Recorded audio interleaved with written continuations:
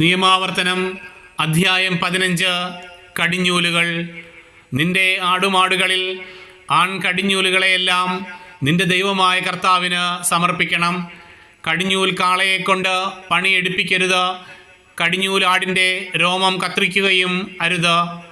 നിന്റെ ദൈവമായ കർത്താവ് തിരഞ്ഞെടുക്കുന്ന സ്ഥലത്ത് വെച്ച് അവിടുത്തെ സന്നിധിയിൽ വർഷം തോറും നീയും നിന്റെ കുടുംബവും അവയെ ഭക്ഷിക്കണം.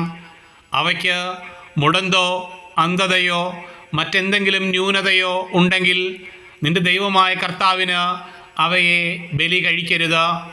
നിന്റെ പട്ടണത്തിൽ വെച്ച് തന്നെ അതിനെ ഭക്ഷിച്ചു കൊള്ളുക. ഒരു കലമാനിനെയോ പുള്ളിമാനിനെയോ എന്നതുപോലെ ശുദ്ധനും അശുദ്ധനും ഒന്നുപോലെ അത് ഭക്ഷിക്കാം. എന്നാൽ രക്തം ഭക്ഷിക്കരുത്.